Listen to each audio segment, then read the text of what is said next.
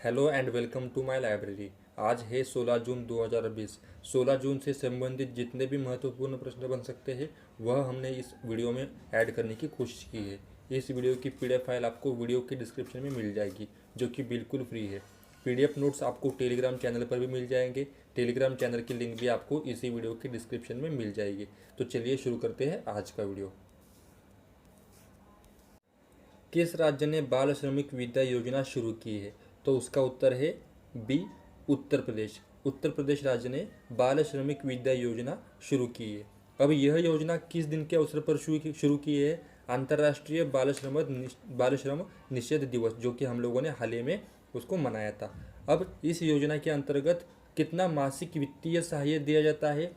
तो बच्चों को यहाँ पर 1000 से 1200 रुपये तक का मासिक वित्तीय सहायता दिया जाएगा। और वही बच्चे अगर 8वीं 9वीं और 10वीं कक्षा पास कर लेते हैं तो वहाँ पर उनको 6000 रुपये का अतिरिक्त वित्तीय सहायता दिया जाएगा। तो ये बहुत इंपॉर्टेंट क्वेश्चन है, अगले आने वाले एग्जाम में ये प्रश्न आ सकता है।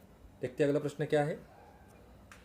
कौन सी पुलिस ने स्त्री कार्यक्रम की शुरुआत की है?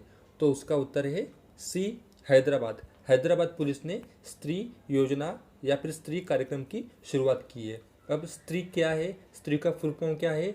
Shri triumphs through respect, equality and empowerment, ये फुल फॉर्म है स्त्री का। अब ये योजना हैदराबाद पुलिस ने किसके साथ मिलकर की है, शुरू की है? यह योजना हैदराबाद पुलिस ने HCSC that is Hyderabad city securities council, फिर से बताता हूँ, हैदराबाद सिटी सिक्योरिटीज़ काउंसिल के साथ मिलकर यह योजना शुरू की है। अब इस योजना का उद्देश्य क्या है? इस योजना का उद्देश्य है घरेलू हिंसा और दुर्व्यवहार की शिकार महिलाओं की सहायता करना, उसके साथ उनके अधिकारों, हक, कानून और सहायता प्रणालियों के बारे में उनमें जागरूकता बढ़ाना, और उसी के साथ सुरक्षा और समानता और सशक्तिकरण सुनिश्चित करना, यह इस योजना का उद्देश्य है। तो ये योजना बहुत इंपॉर्टेंट है। अब यहाँ पर हैदराबाद की बात आई है, तो हैदराबाद कहाँ पर स्थित है? हैदराबाद तेलंगाना राज्य में स्थित है। अब तेलंगाना के मुख्यमंत्री कौन है? चंद्रशेखर राव है तेलंगाना के मुख्यमंत्री। उसी समय तेलंगाना के राज्यपाल कौन है? तिमिलिसाई सौंदरराजन ये है तेलंगाना के राज्यपाल। चलिए देखते हैं अगला प्रश्न क्या है। फीफा ने जारी किए रैंकिंग में भारत का क्या स्थान है? तो फीफा ने जारी किए रैंकिंग में भारत का स्थान है 108, C108। अब यहाँ पर फीफा क्या है या फिर फीफा का फुल फॉर्म क्या है? Federation international football association. इसका मतलब ये एसोसिएशन है जो कि फुटबॉल से संबंधित है। अब इसमें भारत का स्थान 108 नंबर पे है, जहाँ पर भारत को कितना पॉइंट मिला है? 1187 पॉइंट मिले हैं, जहाँ पर भारत का 108वां स्थान है। अब हम लोग प्रथम, द्वितीय और तृतीय स्थान की बारे में बात करेंगे।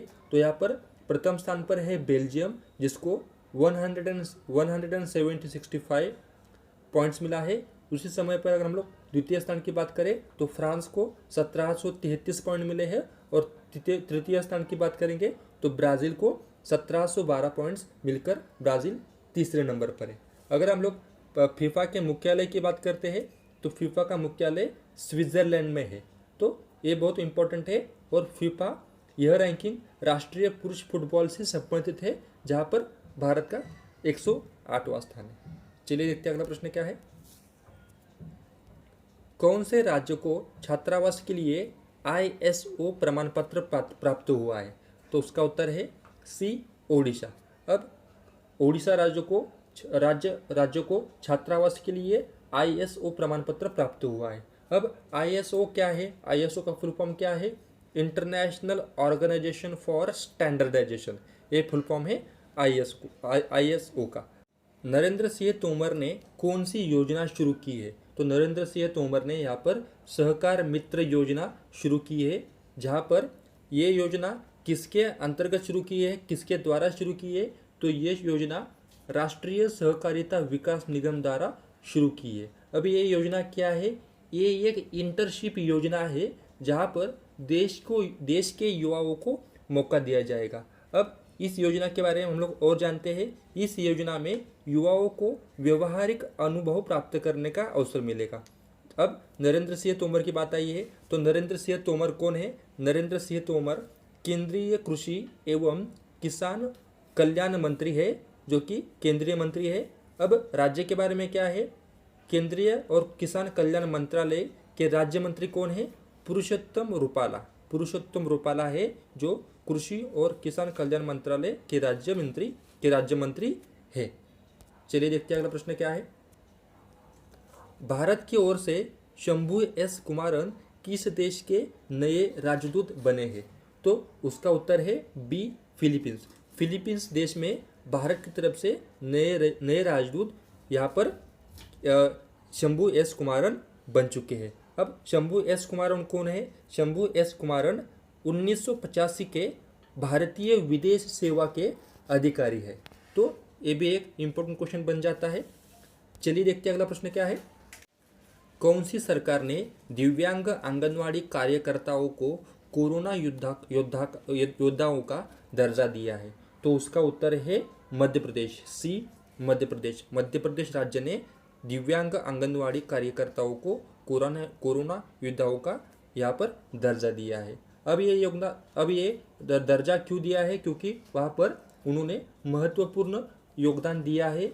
कोविड-19 के समय पे वहाँ पर उन्होंने घर घर जाकर पौष्टिक आहार का वितरण किया है, जहाँ पर उन्होंने कोरोना संक्रमण से बचने की लोगों को सलाह भी दी है। अब आंगनवाड़ी कार्यकर्ता लोगों को घर पर रहने की और सोशल डिस्टेंसिंग के पालन करने की यहाँ पर सलाह भी देते हैं। तो यहाँ पर ये भी क्वेश्चन बहुत इंपॉर्टेंट हो जाता है। इम्पोर्टेंट क्यों? क्योंकि यहाँ पर दिव्यांग आंगनवाड़ी कार्यकर्ता है, क्योंकि यहाँ पर वो दिव्यांग है, तो ये भी एक इम्पोर्टेंट क्वेश्चन बन सकता है। चलिए देखते हैं अगला प्रश्न क्या है। विश्व रक्तदान दिवस कब मनाया जाता है? तो विश्व रक्तदान दिवस 14 जून, बी, 14 जून को मनाया जाता है। अब ये दिन कौन मनाता है या फिर किसने शुरुआत की? WHO, that is World Health Organization. अब ये दिन कब से मनाना शुरू किया है? 2004 से। 2004 से WHO ने ये दिन मनाना शुरू किया है। अब ये दिन किसके नाम पर मनाया जाता है? नोबेल विनर कार्ल लैंडस्टीनर के जन्मदिन पर यह दिवस मनाया जाता है, जहाँ पर 1930 में ब्लड ग्रुप का शोध इस व्यक्ति ने लगाया है। कौन है? Nobel winner Karl Landsteiner. ये व्यक्ति ने 1930 में ब्लड ग्रुप का शोध लगाया है। तो ये बहुत इंपॉर्टेंट है। और इस साल की विश्व रक्तदान दिवस की थीम क्या है? सुरक्षित रक्त बचाए जीवन। ये थीम है 2020 के विश्व रक्तदान दिवस की। अगर दोस्तों आपको ये वीडियो अच्छा लगता हो तो इस वीडियो को लाइक और शेयर जरूर कर देना। चलिए देखते हैं अगला प्रश्न क्या है। कोविड-19 and child labour a time of crisis a time to act, ये रिपोर्ट किस संस्था ने जारी किया है? तो उसका उत्तर है सी, ए और बी दोनों। ILO और यूनिसेफ ने यहाँ पर मिलकर ये रिपोर्ट जारी किया है। अब ILO क्या है? ILO उसका फुल फॉर्म है इंटरनेशनल लेबर ऑर्गेनाइजेशन, जिसकी स्थापना कब हुई थी? जिसकी स्थापना 1919 में हुई थी। और उसी समय पर यूनिसेफ क्या है या फिर यूनिसेफ का फुल फॉर्म क्या है? United Nations International Children's Emergency Fund, जिसकी स्थापना कब हुई थी? 1946 में यूनिसेफ की स्थापना हुई थी, जहाँ पर उसका मुख्यालय कहाँ पर है? उसका मुख्यालय New York, that is United state में उसका मुख्यालय स्थित है। अब यह रिपोर्ट अनुसार कोविड-19 की वजह से गरीबी बढ़ेगी और गरीबी बढ़ने की वजह से बाल कामगार भी बढ़ सकते हैं। उनके अनुसार अगर 1% गरीबी बढ़ती है तो 0.7% यहाँ पर बाल कामगार बढ़ने वाले हैं। तो ये बहुत इंपॉर्टेंट है। 1% अगर गरीबी बढ़ती है तो 0.7% यहाँ पर बाल कामगार बढ़ने के चांसेस है। देखिए अगला प्रश्न क्या है, घर घर निगरानी ऐप किस राज्य ने लॉन्च किया है? तो घर घर निगरानी ऐप पंजाब, सी पंजाब ने यहाँ पर ये ऐप लॉन्च किया है। अब इस ऐप का क्या उपयोग है, ये ऐप क्यों लॉन्च किया है? इस ऐप की सहायता से कोविड-19 के संदर्भ में हर घर पर निगरानी रखी जाएगी, जहाँ पर इस ऐप के द्वारा 30 साल से ज़्यादा उम्र के लोगों पर ज़्यादा से ज़्यादा ध्यान दिया जाएगा और उनका सर्वे किया जाएगा। तो ये भी एक इम्पोर्टेंट क्वेश्चन हो जाता है। पंजाब ने घर घर निगरानी ऐप शुरू किया है। देखते हैं अगला प्रश्न क्या है। अगला प्रश्न है, किस बैंक ने निजी बैंक के संरचना की निगरानी हेतु समिति स्थापित की है? तो ये क्वेश्चन आपके लिए है। अगर आपको इस क्वेश्चन का आंसर आता है तो इसका उत्तर आपको कमेंट बॉक्स में लिखना है और इस वीडियो को लाइक, शेयर और सब्सक्राइब ज़रूर करना है।